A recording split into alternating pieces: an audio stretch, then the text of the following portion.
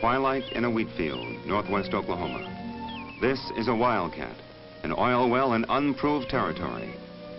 It is at once the product of and a tribute to these men, Henry and Carl Gungal, the special breed of men who strike out alone. In the Rocky Hills of Pennsylvania a century ago, the wildcatters worked with a willow twig, a magic wand which by purest accident did determine the drilling of some of America's first commercial oil wells. This old man was, of course, no wizard at all. When his arms got tired, the divining rod dropped. And then, as now, the only magic was in the character of the men who took a chance, the wildcatters who, through the years, have discovered most of the world's supply of oil. 9 million barrels of oil America alone consumes every day, and demands are growing ever greater, while oil itself is getting harder to find. The wildcatters find most of our oil, but most of their efforts 8 out of 9 times end in failure. A dry hole is a well that doesn't produce, and here only a few months ago in another operation, $80,000 went down a hole 8,300 feet deep, dry. The survey maps of the oil country are dotted with thousands of dry holes. The land returned to the farmer, the rancher. Its worth undiminished by the wildcat that didn't come in. And the search for that long-shot wildcat continues in many forms.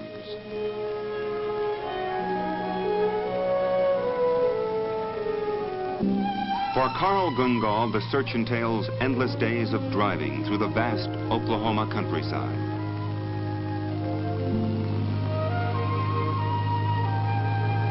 To the tourist, it all looks alike, flat, hot, and all the same color, a shimmering brown. So how do they decide just where to drill? Where is the pinpoint in this big rolling prairie? For the Gungals, the answer will come from many directions. It will be a family affair.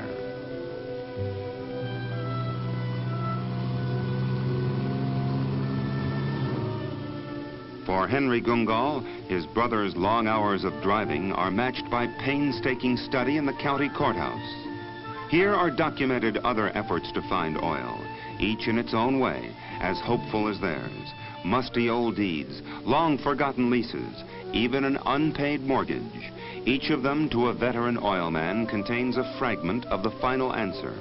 And on every map, however faded, the myriad tiny dots that signify dry hole, a well that didn't come in. In the multifaceted search for oil, a flat tire could be a blessing. Service station operators are very much in the oil business too, and a scrap of information from them could be a badly needed piece in the overall puzzle. Carl's daughter Myra is a graduate geologist, and with her husband Lou Ward, a petroleum engineer, she joins the search by checking samples of earth formations known as cores, samples taken from an oil deposit called the Cherokee Sands. If the Gungals are right in their educated guess, these sands run 100 miles south from their proven location under the farmland owned by Lee Bullock. The basic decision to drill for oil has been made, and now comes the sometimes touchy business of dickering with the farmer over a lease, how much the Gungals will pay for the right to drill on his land. The fact that they also will pay for the wheat uprooted, this is taken for granted. For now is the time to back that decision with cash. Drilling for oil, win or lose, is an expensive proposition.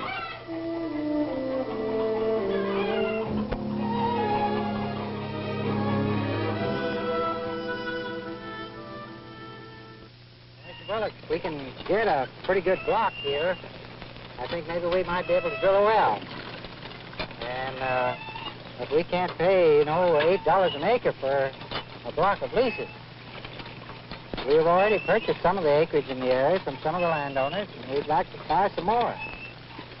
But we'd like to have a solid block, but we couldn't afford to pay that price for it, Mr. Bullock.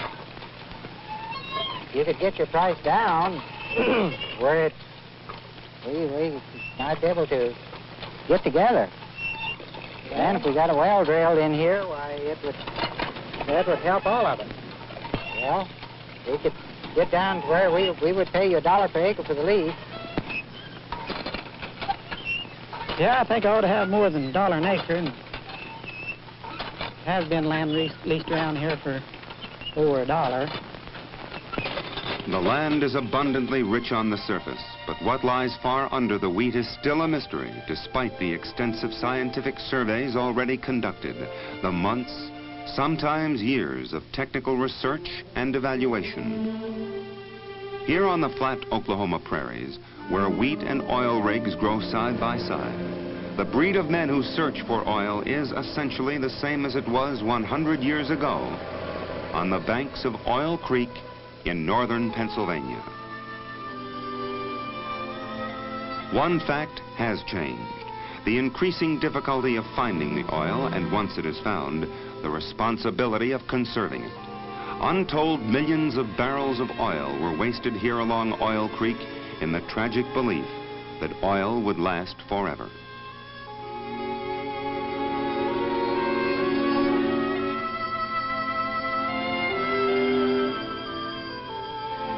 It was a lusty and by now almost forgotten chapter in American history. The few bonanza years when the oil waited only a few feet under the surface for strong men with sturdy legs. Drilling for oil in those days frequently involved no more than a few lengths of rope, a green pole with lots of spring in it, and a primitive iron bit. Fortunes were made in exactly this manner in the days when oil was used almost exclusively for illumination. Its discovery in the hills of Pennsylvania, giving man a new, exciting source of reliable light to learn by. Today, of course, the uses of oil are infinitely more complex. And these wildcatters of a century ago could hardly comprehend how complicated is the drilling for oil today. Today, that freshly cut tree has given way to a towering skeleton of steel. And the derrick itself is but the physical symbol of thousands of man-hours and thousands of dollars. The drilling for oil is a far more exact science than is the search for it. Far more costly, too. The odds are 1 out of 9 that the Gungals will find oil, but their effort will still cost them some $40,000. The drilling bits alone cost almost $200 apiece. The Gungals may well use as many as 20. And as these bits churn down toward the estimated depth of 7,000 feet, their progress will be aided by a fluid called drilling mud, which not only lubricates, but helps control the tremendous pressure. So costly, in fact, is today's simplest wildcat well, that no one party could bear the entire cost or run the whole risk. So before the Gungals can start drilling, they must raise capital from other sources.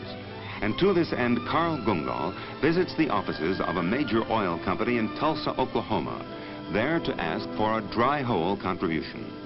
Under this arrangement, routine practice in the oil fields, the company would receive in return for its investment nothing but information.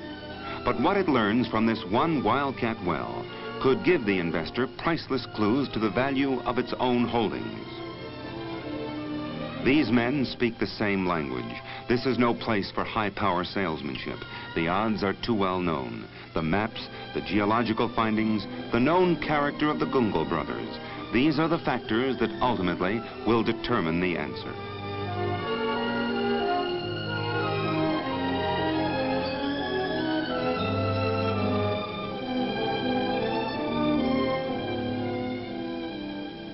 There are other calls to make in this complicated world of oil finance. And as the Gungal brothers prepare its future, the wheat field waits with ageless patience. Its real treasure, they hope, hidden deep under the grain.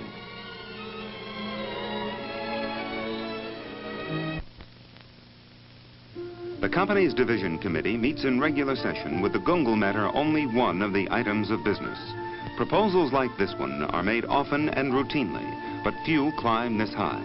Because these people do have valuable holdings in the general area of that wheat field, because the Gungles are widely respected in a business where respect is the highest of tributes. For these reasons, their request is given careful consideration. The committee learns, among other things, that the Gungles plan to invest $25,000 of their own money, that another major oil company is pledged to another dry hole contribution, and that the drilling contractor is also in partnership for about $3,300. The vote is taken. Result, affirmative. They will spend $2,500 in that waiting wheat field where two men are convinced there is oil, though none has found it there before.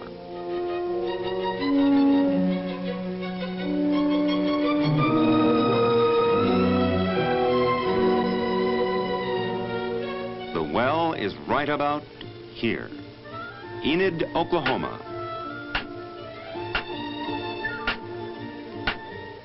From this point on, there is no turning back. On this very spot, they will drill. From now on, it's a frenzy of activity. Long telephone conversations first with Gene Bowman of Big Chief Drilling Company. Bowman will serve as the sitting geologist, charting and analyzing every foot of the ultimate 7,000. Just so much can be done in any office. So Bowman and the Gungles drive out at their first opportunity to the still peaceful wheat field and take one last look before the chaos begins. For the next month or so, their whole lives will revolve around this very spot, this pinpoint which embodies all the rewards, all the dangers, all the wonders of the world of oil. The advance guard of an army of equipment moves into the wheat field, its peace shattered at last. This bulldozer's job is to make a road 1,500 feet into the field, to level off a well site large enough to handle 500,000 pounds of gear already on its way, committed to this one destination. A small rig called a rat hole digger follows the bulldozer in to break ground for the drilling hole. And now the Gungles have the first of many emergencies, quicksand. Everything stops until mud is brought in to seal it off. 2 hours late, the thundering caravan arrives. Giant trucks weighing up to 42,000 pounds empty, and bearing pieces of equipment weighing up to 98,000 pounds each. They have to move fast to make up for lost time.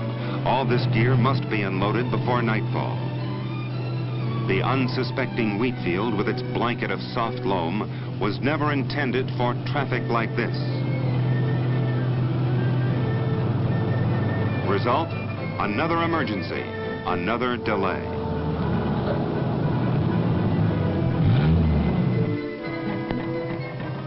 For the farmer, meanwhile, the wheat must be mowed.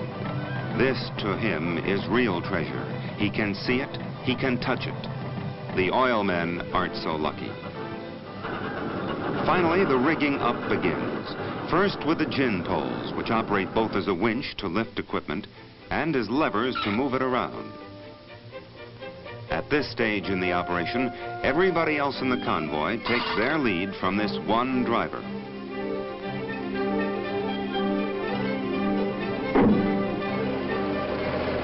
Once all this equipment is unloaded, all but 3 of the trucks will move on to another location, another well. Despite all the delays, which everybody silently expects in the oil business, it's still hoped that the job of rigging up can be completed in 48 hours. And the only incentive pay here is pride in your job.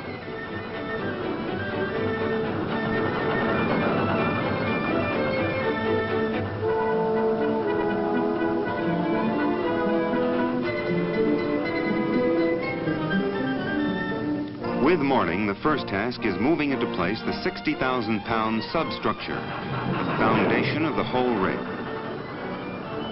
Leveling is vital. A half-inch difference on the ground may mean yards out of line, 1.5 miles down. The skills of these men are varied, from mixing concrete to welding. Once the substructure is in place, the drawworks is carefully inched into position. All 40 tons of complicated, vital machinery.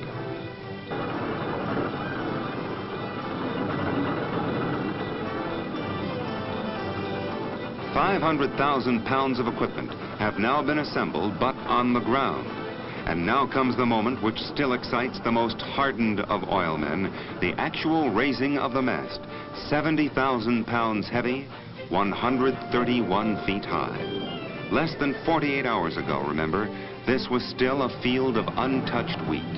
Now a giant apparatus of steel and skill, capable of drilling 7,000 feet down under a burden of tens of thousands of pounds, drilling 24 hours every day until the job is done.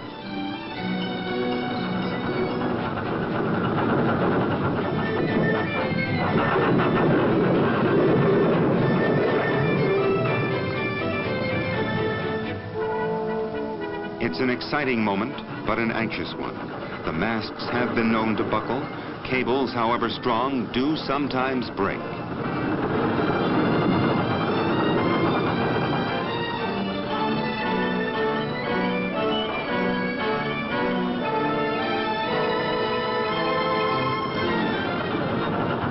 And as she inches up, let's think back, way back, 100 years back.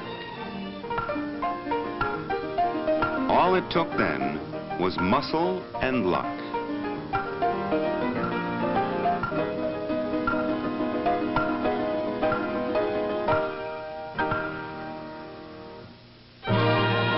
Finally, she's up.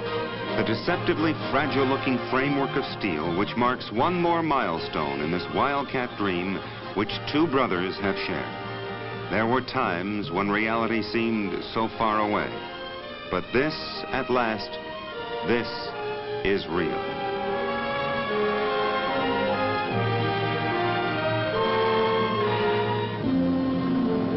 Drilling pipes made of special steel costing as much as $6 a foot roll into place beside the rig.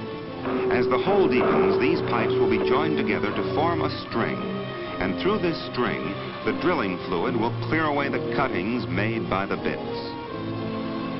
Rigging completed, drilling begins, and the wheat field at last will yield up its answer.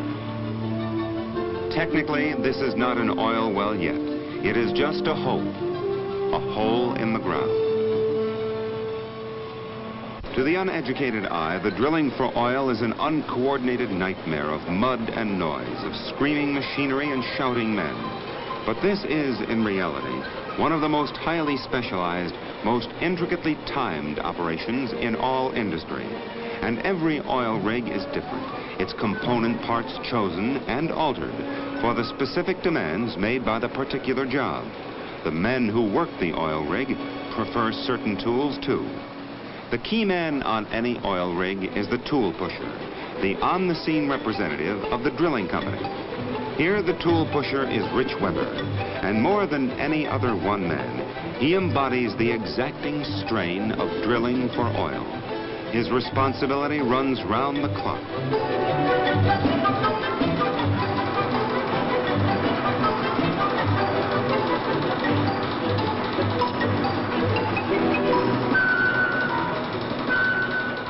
He even sleeps, when he can sleep, with the rig and its crew in easy sight.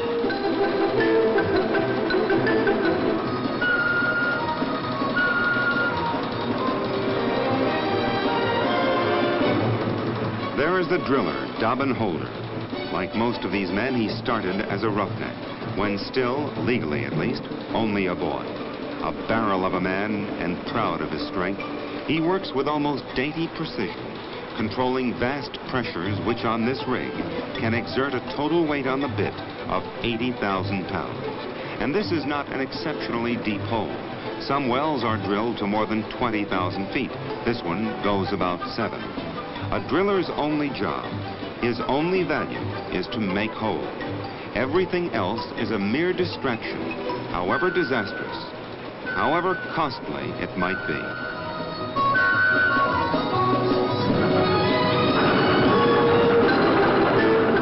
Some 70 feet up in the framework of the rig is the derrick man, Frank Philman. Here on a perch known as the Fogel board, the derrick man racks the 20 to 30-foot lengths of drill pipe, adding more pipe to achieve more depth. And each time the bit is changed, thousands of feet of pipe must be pulled from the hole and then restacked. These are the men, and they are duplicated on every oil well, who make the oil business something very special. It is more than the money that holds this derrick man to his job. He is paid a good wage, time and a half for over 40 hours. Why he stays, he can't really tell.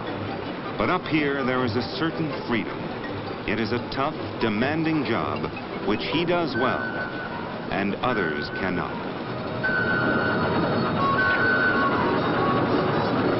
The family doctor for any oil well is the geologist. He knows first when things are going wrong.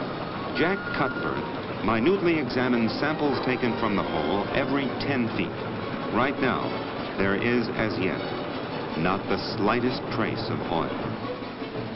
With relentless monotony, the rotary drill keeps spinning. When it stops, this means trouble. 24 hours a day, the drilling continues. The wheat fields streaked by the harsh lights, jarred by the discord, as the bit, the pipe, and the drill continue their unending ritual like a complicated dance. Each 8-hour work shift in the oil fields is called a tower. Why, nobody knows. It is spelled T-O-U-R. This well, operating 24 hours a day, has 3 towers, each with its own driller, its own derrick man, its own roughnecks, the jacks of all trades. Each tower has its own emergencies, which, in any drilling operation, happen almost hourly. But every crisis seems so much worse during the long, busy nights as the bit churns down in the unending darkness.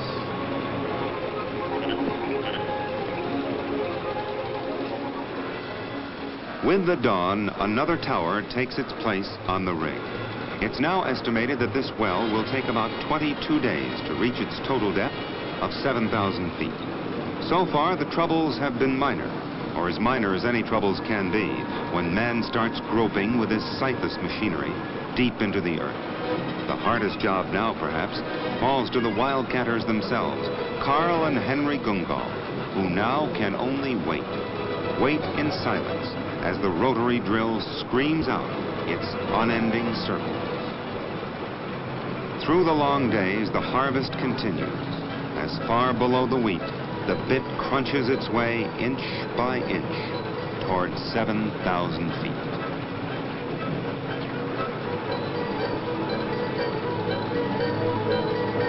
Finally, the last day is here. Frank Philman, derrick man, prepares to stack his last stand of pipe. This is the moment of truth. Yeah. How much longer will it be? One more stand. Be all done.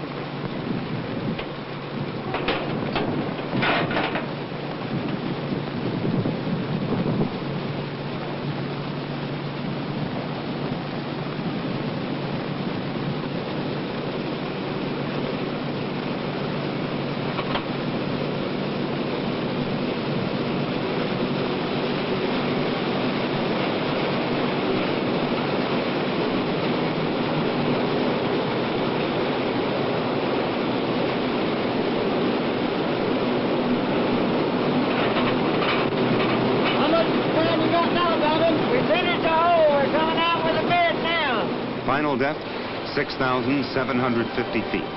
Elapsed time of drilling, 22 days. Nobody counts the months of searching, the planning, and the hoping. The last bit withdraws, reluctantly it seems, from what all clues right now would indicate has been an unsuccessful search for oil. And as the dripping mud gleams in the bright Oklahoma sun, the stop work whistle echoes over the prairie. The drilling is done.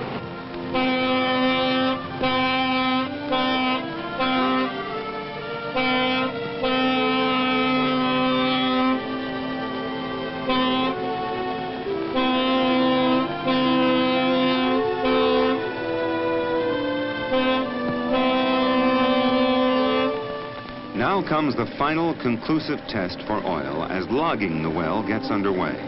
as the long day stretches into an afternoon, and then an even longer night of waiting. Electric recording equipment is lowered into the well to report, back on the surface, detailed descriptions of earth formations 7,000 feet down. In this case, whether or not the Gungals have struck the much sought-after Cherokee Sands.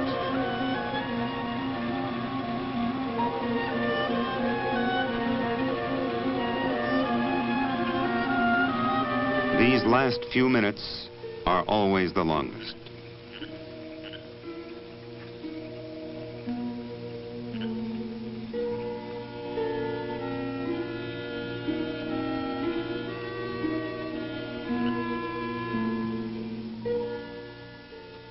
At last, the logging is finished, its findings recorded on a graph and rushed into the drilling shack.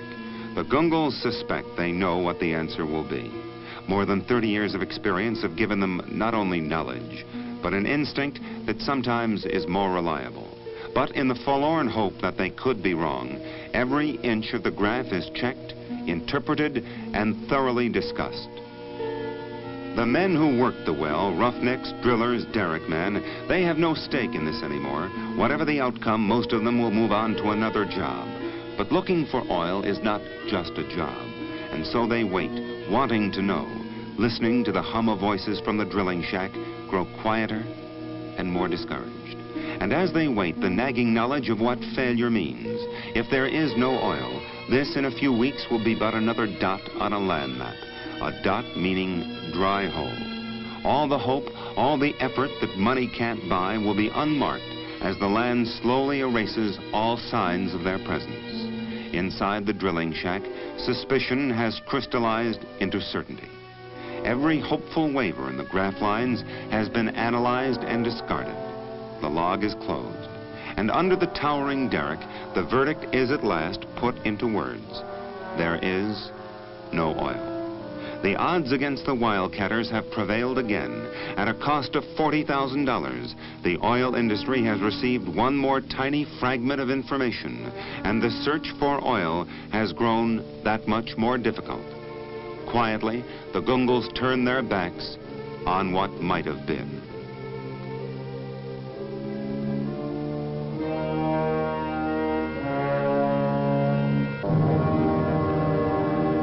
The very next morning, the derrick comes down.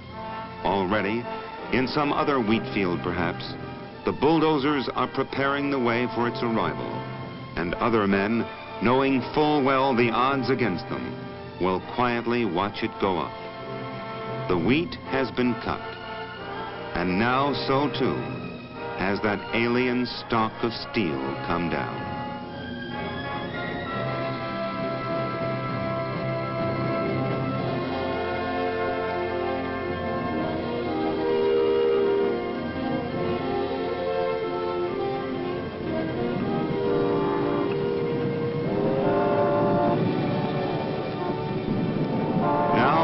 Once-a-day train whistles through the wheat field.